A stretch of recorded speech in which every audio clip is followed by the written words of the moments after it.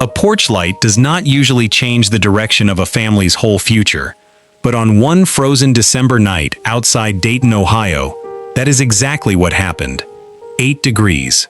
That was the temperature a neighbor would later give to a claims adjuster, to a caseworker, and eventually to a woman named Marissa Doyle, who had no idea, as she sat stuck in holiday traffic that evening, that her 11-year-old daughter was standing outside a house 20 feet from a table full of relatives eating dinner, arms wrapped around herself, lips losing their color by the minute.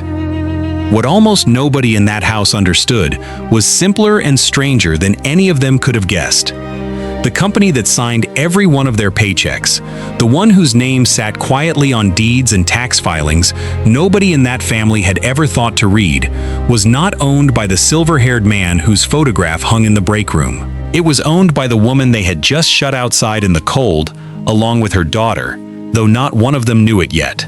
Before we dive deeper, let us know in the comments where you're watching from. We'd love to hear from you. And don't forget to hit that subscribe button so you never miss any of our upcoming videos.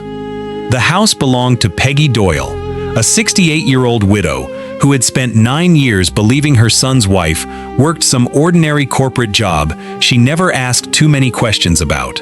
Peggy ran the floor at the Ridgeview distribution hub for Halbrook Freight and Logistics, a mid-sized trucking and warehouse company that moved goods across 3 states. She had built her identity around being the one who told other people what to do there, the one nobody crossed twice. What Peggy did not know was that her daughter-in-law, Marissa, had built that company from a single leased warehouse when she was 22 years old, kept her name off every public filing on her father's advice, and had never once mentioned it at a single family dinner in 9 years. 3 questions would hang over everything that followed. Why had Marissa hidden her ownership from her own husband's family for nearly a decade? What exactly had Peggy done inside that company that someone else had already been quietly covering up? And once the truth surfaced, would it destroy the family faster than the cold ever could have destroyed an 11-year-old girl left standing outside alone? Marissa Doyle's father, Walt Renfield, spent 31 years installing commercial roofing across southern Ohio before his knees gave out.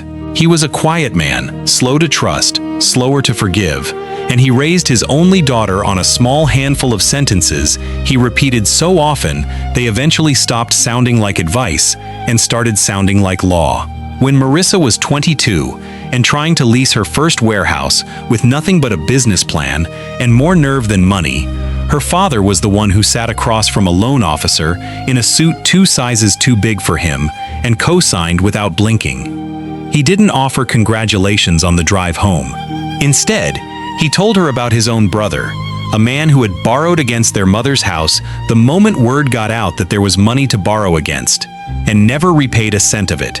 Money talked about, he told her, is money that gets taken. Live simple. Let people guess wrong about you. Guessing wrong keeps everybody honest. Marissa carried that sentence into every decision she made for the next 20 years. She hired a steady, likable man named Harlan Reese to be the public face of what would eventually become Halbrook Freight and Logistics, a company that grew from one leased warehouse into a network of hubs across Ohio, Indiana, and Kentucky. Her own name appeared nowhere except a holding company buried 3 layers deep in the corporate filings, the kind of document nobody reads unless they are specifically looking for it. She drove a used sedan to the one board meeting a year she bothered attending in person. She let the company's real size stay invisible to almost everyone in her life, including her own husband's family. Julian Doyle had married into that invisibility without ever suspecting it existed.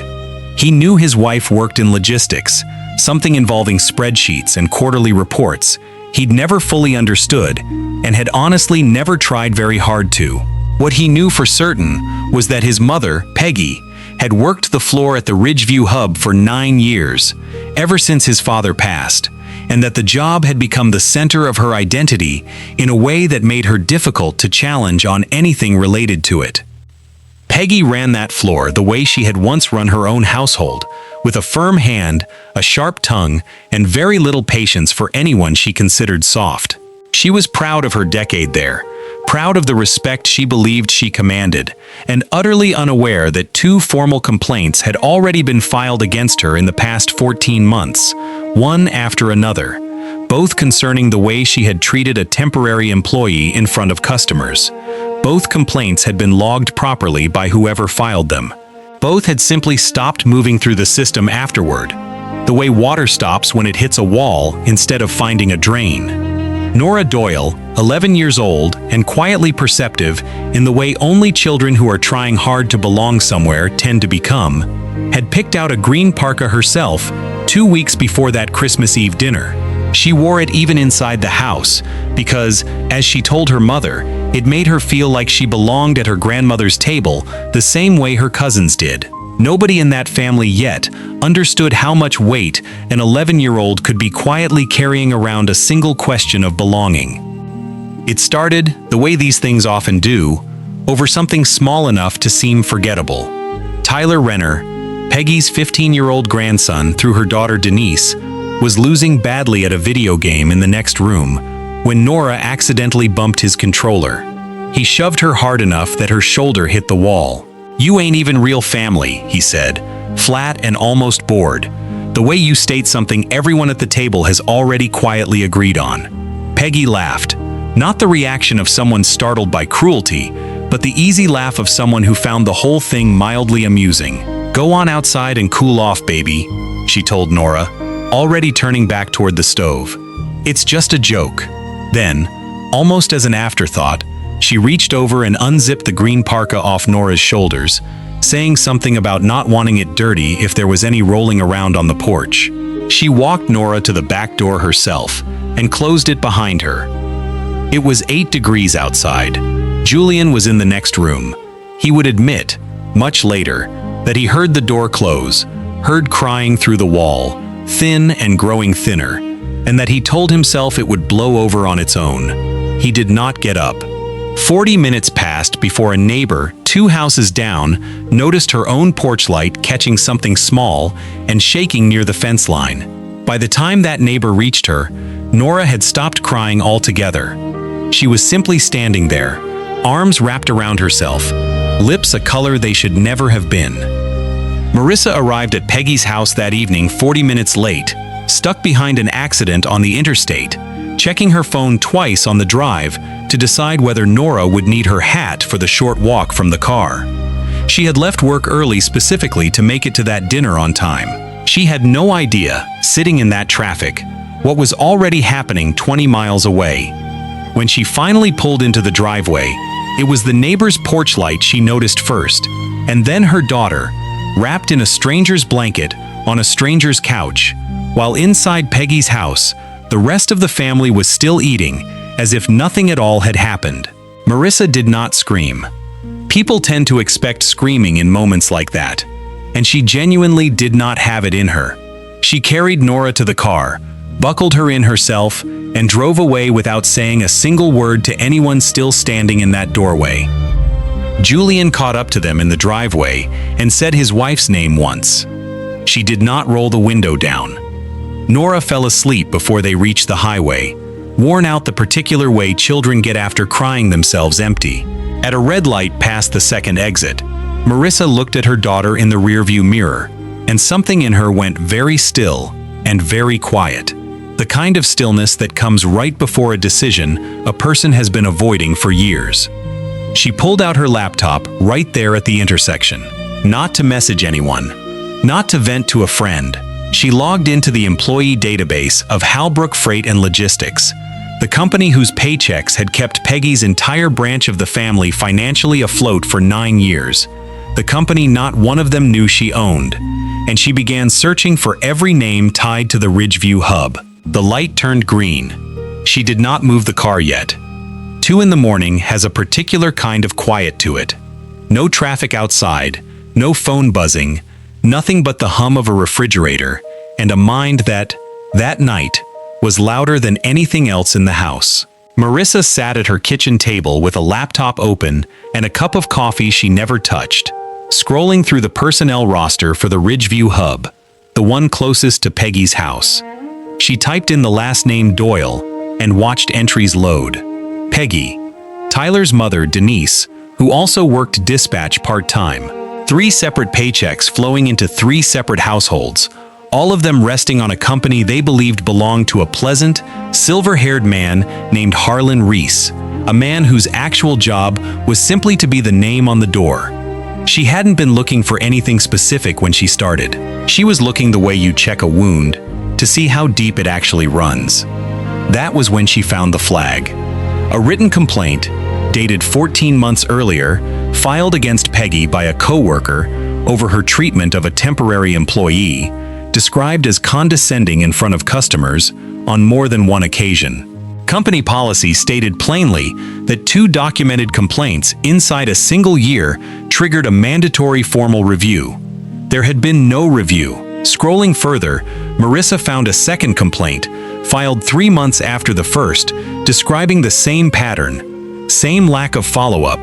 Both reports had simply stopped, the way water stops at a wall instead of finding a drain. Marissa's father used to tell her that people show you exactly who they are, long before you're ready to believe it. For 9 years, she had seen Peggy only through her husband's eyes, difficult, set in her ways, but family. She had never once looked at her through the eyes of whoever had filed that first complaint, and then watched absolutely nothing happen afterward. She closed the laptop a little after 3 in the morning, not because she was finished, but because she needed to understand who had been quietly burying those files, and why. By 6 that morning, she had the employee handbook open, the same handbook she had written the introduction for years earlier and never actually read past the first page. She found what she was looking for on page 43, under a header most employees skimmed past without a second thought, a duty of care disclosure clause. Any employee under active investigation by Child Protective Services or named in a founded welfare concern involving a minor was required to self-report to Human Resources within 5 business days. It was boilerplate language, the kind of clause that exists because an insurance carrier demanded it, never intended to actually be triggered. Nobody had called Child Protective Services yet. Not Marissa, not the neighbor, not anyone, as far as she knew. But if someone eventually did, that clause meant Peggy would be required to walk into her own HR office and say it out loud, not because Marissa forced anything, but simply because paper does what paper is built to do. She called the company's HR director, Marcus Webb, from a blocked number that morning, keeping her voice flat and half a step higher than usual. She introduced herself only as someone conducting an internal ownership audit on the Ridgeview location, asking him to walk her through how the duty of care policy was actually enforced. There was a pause longer than the question warranted. Marcus explained the process carefully, then asked, quietly, who exactly he was speaking with. Most people conducting a routine audit, he said, didn't call from a blocked number and didn't ask follow-up questions shaped quite like hers. Marissa's stomach dropped, though she kept her voice even. I've known who you are for a while now, Ms. Renfield, Marcus said finally, using her maiden name, gently, like he was handing her something fragile, instead of dropping a weight on her chest. 3 years, give or take. He explained that a signature audit tied to a disputed insurance claim had surfaced her name buried under the holding company, and that he had simply never mentioned it to anyone, assuming she preferred it that way. Worse, he admitted that over those 3 years, he had quietly softened multiple complaints involving Peggy specifically, believing he was protecting a woman who clearly did not want her ownership known, and certainly did not want her name attached to disciplining her own husband's mother. I thought I was protecting you, he said. I see now I might have been wrong about what protecting you actually looked like. Marissa hung up without saying goodbye, which was not like her, but her hands needed something to do besides hold a phone that had just told her the one thing she believed she controlled completely. Who knew and who didn't had never fully been hers to control at all. Someone else had been quietly making decisions in her name, kind decisions in his own mind, but never decisions she had actually made. 2 days later, Marcus called back with harder news. The neighbor who had taken Nora in that night was reportedly considering filing something formally with the county. If that happened, The disclosure clause would trigger automatically, and Peggy's name would surface in the system whether anyone wanted it to or not. Marcus offered, once again, to soften how it landed. He had done it before, after all. Marissa stood at her kitchen window, a long time before answering. Every part of her that had spent 2 decades quietly controlling outcomes wanted to manage this one too. But that same instinct was exactly what had let 2 complaints against Peggy vanish into nothing for over a year. "Let it run," she finally said. "Exactly as written. No softening, no warning to anyone. If the policy means anything, it means the same thing for everyone it touches." The county filing entered the system on an ordinary Tuesday, quiet and procedural, the way most consequential things actually arrive. Halbrook's compliance software ran a nightly cross-check against every county and state filing tied to current employees, standard practice for a company carrying that level of insurance coverage. Nobody made an angry phone call. Nobody flipped a switch out of spite. It was simply code doing precisely what it had been built to do. By Wednesday morning, the system had matched Peggy Doyle's name against an open county filing and flagged her employee record as non-disclosed under the duty of care policy, generating a single required signature before any further action could proceed. The name on that signature line was Marissa's. Carla Jennings, the dispatch coordinator who handled most of the Ridgeview Hub's compliance paperwork, opened her queue that Wednesday morning to find something flagged urgent that she had never once seen in 2 years on the job. When she scrolled to the required signature line, the name sitting there, Marissa Renfield, belonged to nobody she had ever heard mentioned in a single meeting. She called Marcus Webb within 4 minutes, her voice tight and confused, asking if there had been some kind of system error.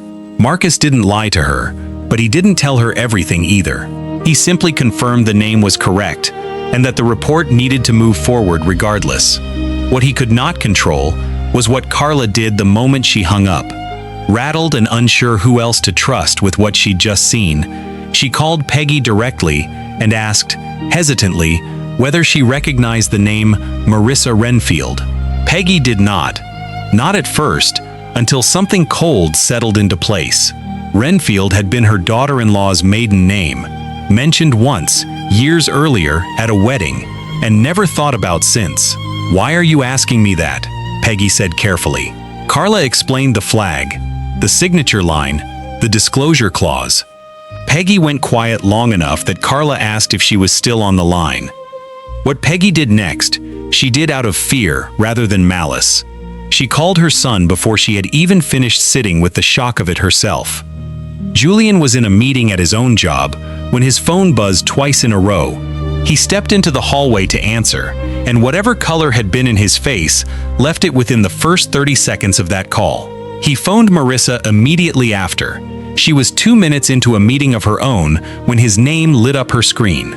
She stepped into her own hallway to take it. "Is it true?" Julian asked. Before she had even said hello, the question already loaded and waiting in his mouth. Marissa stood there, 9 years of careful silence sitting in her chest like something finally cracking under its own weight. For the first time since the day they married, she didn't reach for a gentler version of the truth. She simply told him, yes, all of it, every year of it. That same afternoon, before Marissa had even made it home to face whatever was coming, Nora called from her after-school program, her small voice careful on the line. "Dad called Grandma's house, and he sounded really upset," she said. "I heard him say your name a lot." A pause. The kind children leave when they're gathering the courage for the real question. "Are we in trouble?" Marissa closed her eyes in that hallway, steadying her voice before answering that no one was in trouble, though she wasn't entirely certain yet that it was true. Julian was waiting at the kitchen table when Marissa got home that evening, jacket still on, as though he hadn't yet decided whether he was staying in the room or walking back out of it. "Start from the beginning," he said. "I want all of it." She told him about her father, about the loan he'd co-signed at 19, about the sentence that had shaped every decision she'd made since. Julian sat back and asked the only question that mattered to him in that moment.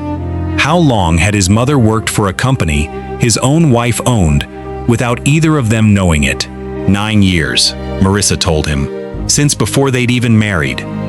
Julian learned, piece by piece, about the two buried complaints, about Marcus Webb quietly softening them for 3 years out of a misplaced sense of loyalty. Something shifted behind his eyes as the pieces connected. Did he know, Julian asked slowly, what kind of woman my mother was at that job, and decide on his own that none of us needed to know it either? Marissa answered honestly, yes. And in that moment, standing at his own kitchen counter, Julian recognized something in Marcus Webb's excuse that landed far closer to home than he wanted to admit. He had heard Nora crying through a wall on Christmas Eve and told himself that getting up would only make things worse. He had called that restraint. He now understood it for what it actually was.